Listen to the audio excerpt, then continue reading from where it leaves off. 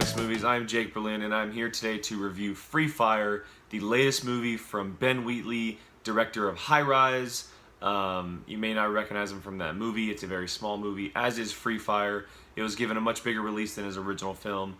A little backstory on Free Fire. It's a 1970 set movie set in Boston, and it basically tells the things that go wrong during an arms deal. It follows an American businesswoman played by Brie Larson and an IRA officer played by Cillian Murphy as they try to set up an arms deal that's involved with Armie Hammer and Sharlto Copley, who's the actual arm dealer in the film. His South African comes out in this movie very well. But yeah, you know, I've been excited from this movie from the very, very beginning. The first trailer pretty much just wowed me. I was so stoked after watching it, from the music to the look of it to the dialogue. I mean, it was just all around, it attracted me from the very beginning. And so I've been very high on this, so much so that it made my top 10 most anticipated of 2017. It was ranked somewhere right below 5, but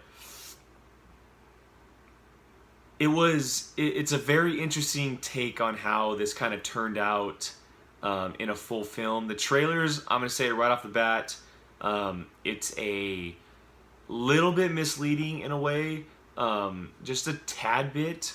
And so you may walk into this movie, you know, thinking one thing and walk out thinking something completely different.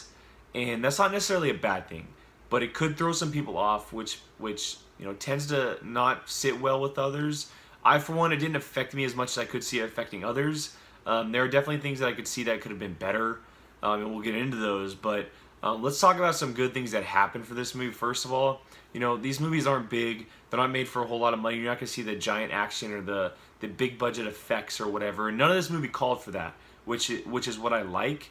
But it's a character and story driven movie, and you know, characters have to have great performances, and story has to have great depth and dialogue. And as far as those go, I thought Wheatley was able to do that very well. It was crafted very strong, and you know, everything was precise and in there for a specific reason, and it made sense, and we bought it. And so the story, I was very engaged in the story and what would happen afterwards. And a lot of that movie plays out to where, you know, it's who's going to survive at the end, and you know, who's going to be the last man standing. And it kept you thinking as you went through the movie.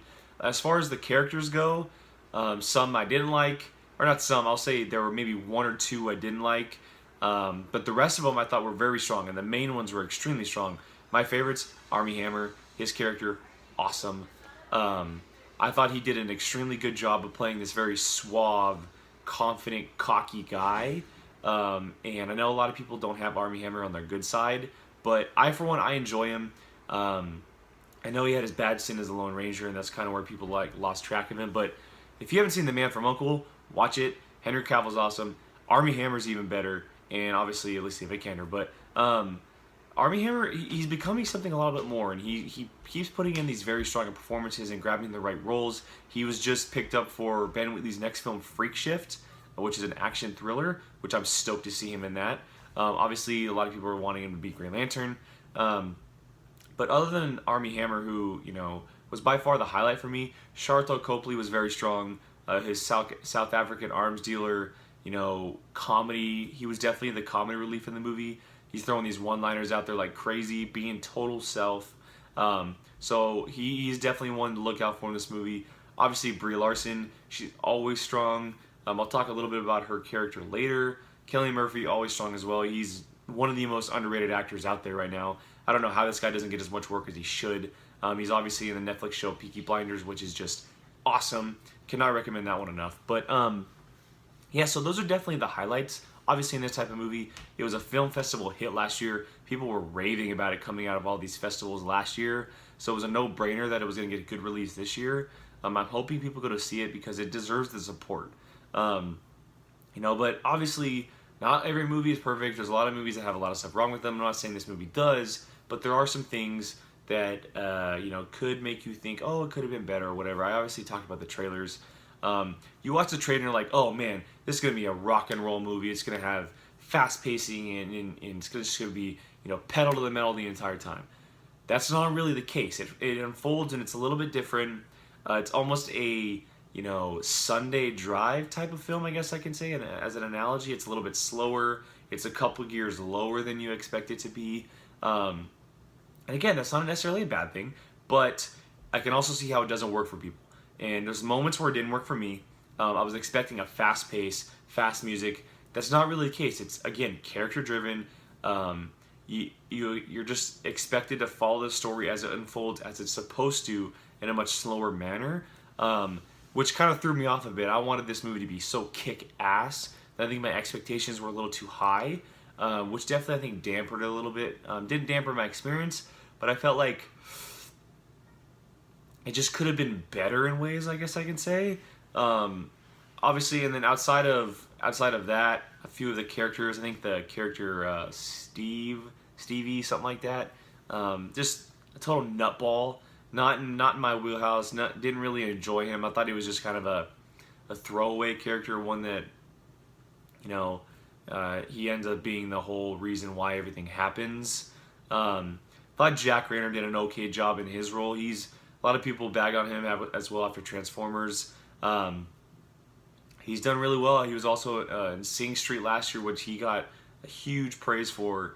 But he was a much smaller role this time around. So, and then one other thing I want to talk about, obviously, is I talked about Brie Larson, how she's always strong, but I don't think she was given enough to do in this movie. And there's certain things that unfold in this movie that you maybe think, oh, I'm nuts or something, but I wanted her to be one of the main parts of this movie. And there's times where she kind of just disappears for a good chunk of time, which I wanted to go in, wanted to see Armie Hammer, wanted to see Brie Larson, and wanted to see Cillian Murphy. I got the other two. I wanted to see more of Brie Larson, but I understand why she's not a huge part of this movie. Don't get me wrong, she's in this movie a ton, but in all the things that are unfolding while the movie, she's kind of a separate part of it in a way. And it unfolds later on. She becomes a big part of it later on in the movie. But there's a good gap in the middle where she kind of just she's on her own, doing her own thing or whatever. But that doesn't take away from her performance. Her performance is great. She's going to kick ass for a long time. I can't wait to see her as Captain Marvel. Awesome. But yeah, I mean, Free Fire, not what I expected. I'm not going to say it's not what I wanted, because it is what I wanted. I wanted to see gunfights. I wanted to see really cool action. And it unfolds in a cool way, because as the movie unfolds, people getting hurt, keep getting injured more and more, more bullet wounds, things falling on top of them. So they have to battle through the elements, and I think halfway through the movie, or less than halfway through the movie, everybody is eventually on the ground crawling their way through this warehouse, trying to find stuff to kill each other with or to escape. Once the whole fighting begins and the gunfire begins, there's not really anybody else on their feet. It all takes place on the ground, which is a really cool perspective. And so I definitely applaud Ben Wheatley for that. But yeah, I mean, again, it's not what I expected, but that's not a bad thing. I just wanted a little bit more. I wanted the fast pacing, the kind of rock and roll, straight pedal to the metal type thing. And again, I'm gonna say it again, but it was almost a Sunday drive, slower music type of thing, but with a lot of killing and a lot of bullet wounds and whatnot. So that'll definitely attract others. So as far as a score goes, I'm gonna give Free Fire a 6.5 out of 10.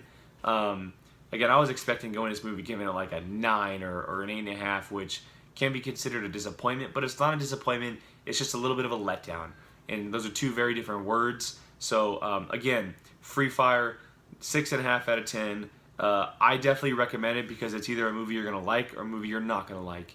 And I think that a lot of people are going to like this because of the fighting, because of the action, and obviously those who are involved. So 6.5 out of 10. Let me know in the comments what you think. Did you like it? Did you not like it? Are you going to check it out? Is it in your area in a release? Please let me know. Give us a share, like, subscribe. We really appreciate it here at Apocalypse Movies. My name is Jake Berlin. You can find me on Twitter and Instagram at QuigonJake, apocalypsemovies.com every day. And make sure you give us all those likes, subscribe, and comments, guys. We super appreciate it. Check out Free Fire. Let me know. And until next time, see you later.